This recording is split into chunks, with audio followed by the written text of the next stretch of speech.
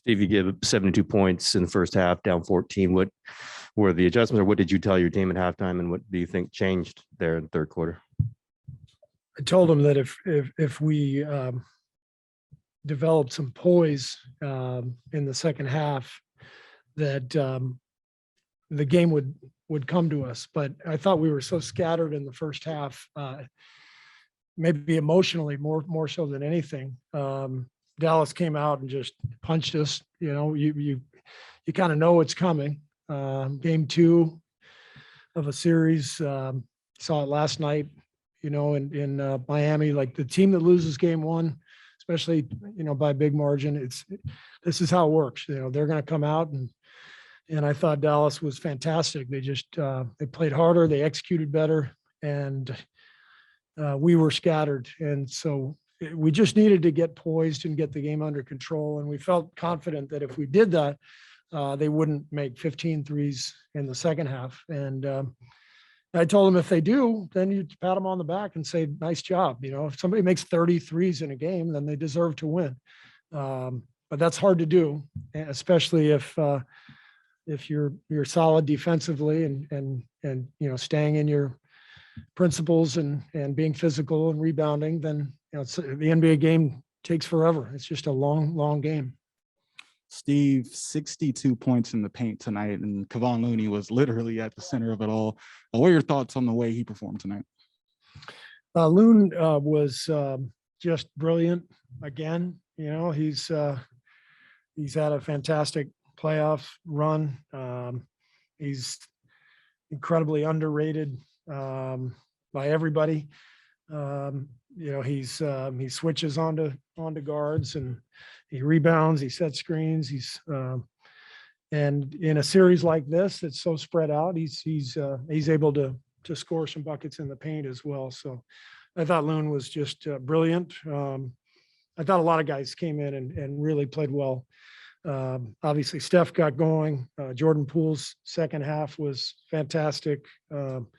Otto played a great game, and Moses Moody came in and gave us huge minutes in that fourth quarter. So great team effort, but it was really all about getting things under control and getting more poised out there. Steve, you guys, it seemed like you could get kind of what you wanted out of the paint if you just, you know, like you said, had some poise. You know, these guys, how tough is it to just be committed to going inside instead of taking the threes to get the crowd into it? And how much did you learn from the Memphis series about having that type of patience? Well, the game is the game. You know, basketball is about, you know, sharing the ball. It's put it on the floor and draw a defender and move it on. And you know, that's what our team has been built on for a long time. And the second half, we were more organized offensively. We had better spacing. And when the ball started to move, we started to get much better shots. So got a lot, you know, in the paint, and we got some threes as well. We made 14 of them tonight. So like I said, once we got settled down, it was an excellent offensive night for us. With everything that over here on this side, with everything that Looney's been through in his entire career, you know, playing, and then he played all 82 games this season. What's it mean, or what's it like to see him have a career best performance tonight in a game when you guys really needed him with Draymond Green running into foul trouble? Very similar to Game 6 when he had a career night against Memphis. Loon is kind of everybody's favorite guy. You know, he's so respected in the locker room. He's an incredible pro, does his job every day, comes in, whether we play him for 10 minutes or 32, his demeanor is the same, his work ethic is the same. He's an incredibly smart player, and he sort of gives us a lot of stability that we need. So Loon has been brilliant. Steve,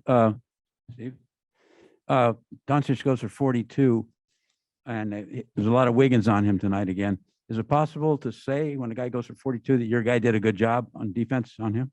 Yeah, I mean, I said it after Game 1. I mean, you just, against someone that good, you're just trying to limit the easy stuff. And they did a better job tonight of attacking us in the high screen. They really, we were trying to show with Steph and Jordan, and they were really getting, setting solid screens up there and freeing them up a little bit more.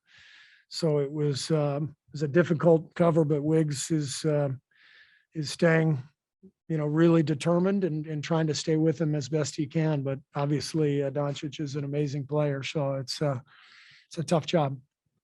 Steve, getting back to Kavan, your guy's extended run goes back 8 years or so, and he didn't come in at the very start, somewhere in the middle there. How has his development allowed you to, how important has his development been to extending this window and having him join in with, the Draymonds and the Stephs Yeah. and the Clays? It's been massive. Our team has changed quite a bit since 3 years ago. We lost a lot of talent, a lot of veterans. So we needed Loon's leadership. We needed his size and strength inside. We needed his knowledge, his wisdom. And I think, people may forget, but Loon was a big part of a couple of those championships. The last two, he played a lot of minutes. We trusted him to switch and guard James Harden, and when we played Houston in the series, in those series, and so he's always been a guy we could trust in the playoffs. And to have him now, I don't know where we'd be without him, frankly, because he's just a huge part of our team. Hey, Steve, earlier in Looney's career, when he dealt with some struggles and some injuries, did you see at that time his potential and that he could potentially turn into the player that he's turned into now? Talking about Kavan, Yeah. when he was injured his first couple of years of his Yeah. career, Mhm. no, didn't see it because he wasn't out there. He had 2 hip surgeries, and we didn't know what we had. And then that third year when we didn't pick up his option because we hadn't really seen him play, and then his third year he has a great year, and it's like, we might lose this guy. And fortunately we got him back, and he's just gotten better and better. Steve, back here. Luka and Steph, as great as they were tonight, the stars, how much you mentioned Poole, and it seemed like that second unit, Poole, Porter, really didn't turn the game maybe, but kind of tilted it a bit in your favor. Going forward, how much in some ways will this series be decided by how that second unit plays the way it did tonight? Every game is different, so you just don't know how things are going to pan out. But you need everybody. You get to this stage in the playoffs, you're playing great teams. If you want to win, you got to have multiple guys come in and play well. And whether it's starters or second unit, you just have to have a lot of guys perform well in order to win the game. So we'll see how game 3 unfolds. But tonight, I thought Jordan, Otto, Moses in the fourth, I thought those guys were great. So our bench came through big time. 15 threes for them in the first half, 6 in the second half. Did you feel like you played it better, or they just missed? I think that I always talk about the game is connected. The better you play offensively, the defense becomes a little bit easier because your defense is set. You got some confidence, you got to bounce to your step. So I just think the game connected for us there in the second half. The better our offense got, the better the defense got. And why did you decide to go to Moses? It kind of came a little bit out of nowhere. Well, the size, he's got good size and strength. He's a very physical player. He's poised. You saw the play he made in the pocket where he surveyed and went to the rim and laid it in.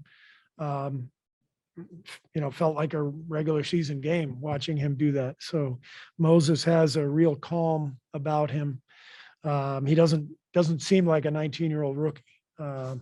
Had some great games for us this year, including one in Dallas where he was huge in a fourth quarter. So we've kind of had Moses in mind for this series, and it felt like the right time to play him. Steve, you've mentioned the performances from a lot of guys who weren't part of this during, or weren't necessarily big parts of it, and some of them not at all during that 5-year run. We're used to seeing a comeback like this from your team, but not this construction of it. Does it feel like there is some carry through that, despite the fact that there's a different supporting cast, that there is some sense of that same kind of confidence to have a comeback like this? Yeah, for sure, for sure. But, you're talking about, Draymond, Clay, Steph, Loon. I mean, these guys are champions. They've seen everything. They've been through everything. And so our younger guys and our newer additions, guys like Wiggs and Otto, they may be feeling this for the first time. But our core, they've been doing this a long time, so they're not afraid of anything. Steve, you mentioned in the pregame about the effect of the 3-point shot and how it can turn a close game into a blowout. When you're down 19 and it's teetering, do you feel like you guys have a sense of the game having its own pace and not panicking and being able to sort of play at its own to when an opening presents itself, they'll be able to take it? I thought we got to that point in the second half. I did not think we were patient in the first half. I think, they gave us such a shot. They came out and were physical and aggressive and knocked us on our heels. And I thought we were, again, kind of a little chaotic, a little scattered. So hopefully this is a game that we can, kind of put in our back pocket and remember, because there's a good chance, we're going to be in this situation again, whether it's in Dallas or, later on in the series, whenever. This is a team that is explosive, and you're dealing with one of the great players in the game who can create for himself and others. It's going to be a hard series. So we need to learn from this. Coach, we've talked about the role players, but Steph Curry had 10 points in the fourth quarter, really took over towards the end there. When you have Luka Doncic on the other side, knowing that he can go off at any time, bring his team back, how nice is it having a superstar of your own, knowing that he can do what he did in the fourth quarter? Well, there's a reason that our team has won championships, and we got players who are stars and players who are fearless and capable of playing and performing under pressure. So, Steph, Clay, Draymond, Loon. I mean, again, they've done this, and but Steph in particular, the guy's one of the great players of all time. So this is what the greats do. Steve, kind of building off of that, your teams have now won 12 playoff games when trailing by at least 15 points. No other team since 2015 has won more than 6 of those types of games. Like, what specifically do you attribute to that? I mean, if you had to pinpoint something. Just exactly what I said, the core group. It's at this stage in the playoffs, it's all about two-way basketball. You've got to be able to get stops and string together stops, and you got to be able to score. And we've had really good two-way teams here, and we've had guys who are capable of Steph, Clay, Draymond in particular, of having just massive performances when those types of performances are most needed. Steve, go ahead. Go ahead. Steve, you've talked before about how much a series can shift when the venue changes, and it's sort of a reset in some ways. Given that, and given what you've said about how dangerous obviously the Mavericks are, how wary are you? How, as much as well as you guys played these 2 games, how much does it start over in some ways when you go to Dallas? Well, we just witnessed, the last couple of weeks what Dallas is capable of. They were down 2-0 to Phoenix and came back and won in 7. So we know what they're about. We have great respect for them. Great team, super well coached. And Dallas is a really tough environment, great home court. So yeah, it's about to get tougher for sure. You rally back, but you get within 2 to start the fourth. We know Steph's sitting, Steph's sitting. How much confidence do you have that Jordan Poole can take this? Like, is there still like, or is it like, okay, we really need to see it in this moment and see him deliver like he did? I've got huge confidence in Jordan, and we've seen him do this, with allowing Steph to rest and still, give us that offensive punch that we need, that shot creation. Jordan's really filled a role that has been tough to fill for us over the years. The Steph minutes when he sits traditionally have been really, really difficult for us. So Jordan has given us a different dynamic and really important one. Steve, you talked about how you expect Dallas to pick it up when they go back home, but how would you grade your team as a road team so far and in the playoffs? And I don't know if you even started thinking about what you got to do in Dallas. Yeah, well, we've won road games,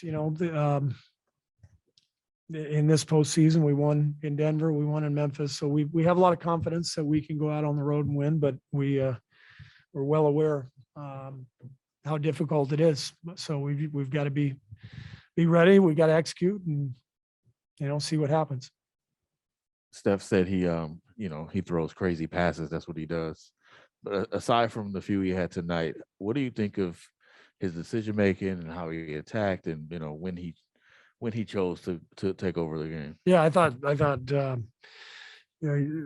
Steph kind of smelled blood in the water those last 5 minutes, and he got to his spots. We had good spacing, and he got into the middle of the paint and he finished. And Clay made a great pass to him for a three that was kind of the clincher.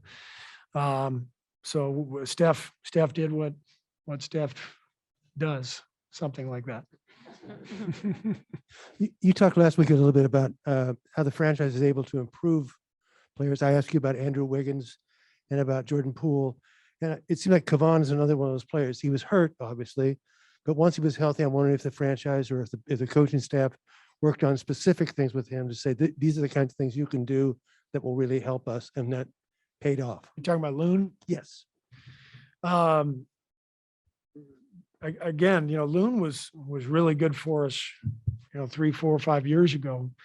So we already knew what he could do. He's got a great feel for the game. So he's a great screener, underrated passer. I mean, it's not like we, said here, here's where you can get better.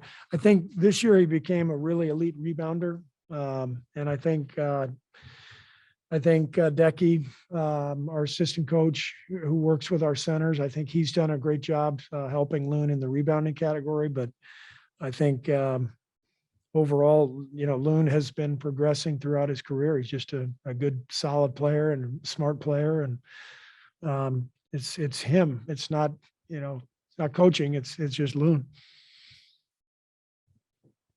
Thanks.